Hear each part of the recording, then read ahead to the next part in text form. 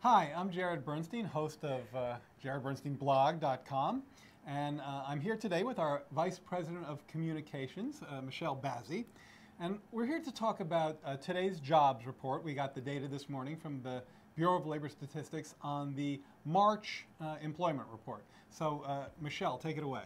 Well, my understanding is that the report was kind of unexpected. What are the key takeaways here? Yes, they're unexpected to the downside. We expected job growth to be stronger than it was.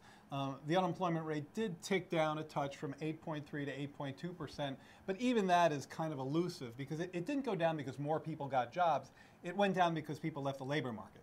Now, month to month, these data can be quite noisy, and you never want to build in too much into 1 month. On the blog this morning, I wrote, 1 month does not a trend make, which, right. You know, sort of a poetic way of saying. But you're trying to make a point about looking at it month to month versus looking at it quarterly to get a larger picture of what the trend is really doing. When you look at the quarterly data, and with March we have data for the first quarter, that enables you to average 3 months together. So let's take a look at how that plays out.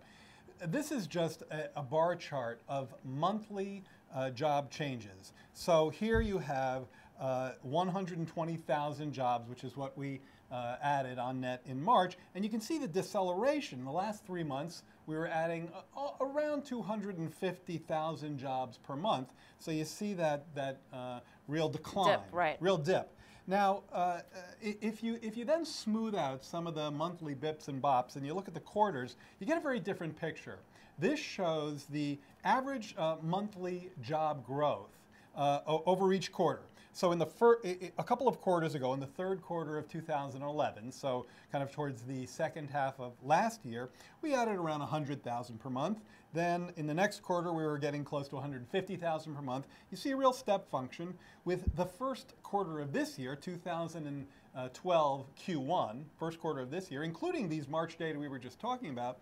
You're talking about 200,000 jobs per month. So, Michelle, that's the underlying trend growth rate. And remember, 1 month doesn't a trend make. Now, it could be that this 120 here is the beginning of a new trend, and that would be very problematic. We don't know that yet. Right. I tend to lean more towards the smoothed out version.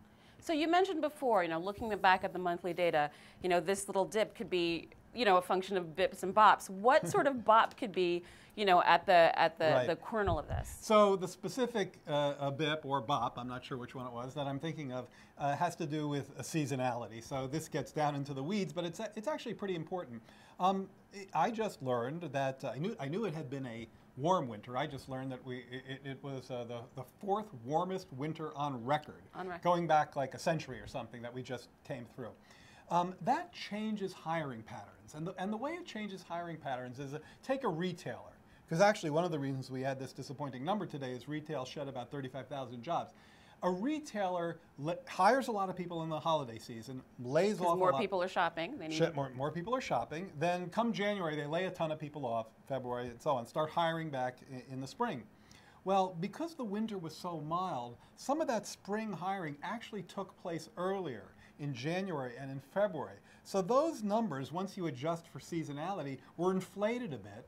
And it's possible that the March number was deflated a bit. In other words, hires that would have happened in March in a normal seasonal pattern got pulled forward to January and February, therefore you had fewer in March. Now, if you even things out by taking this kind of an average over the quarter, this is the picture you get. And if that's right, if the seasonal factor is driving this, then it really is just an anomalous kind of thing, and we're on trend. Okay, and gas prices? So then there's the possibility, and I don't want to again, I want to be careful not to overinterpret 1 month. It could be, and we've been here before. We have been here before where we thought the job market was kind of taking off, and it turned out it was, Lucy with the football. So there are headwinds out there, and one of the most notable is high gas prices, and that leads to lower real incomes, and it hurts, depresses consumption and slower economic growth, less jobs. So we don't know yet, and if that's the case, then this disappointing month is indicative of a new, less favorable trend, but we'll have to see. Okay. Well, thank you very much, and we'll see you on The Economy.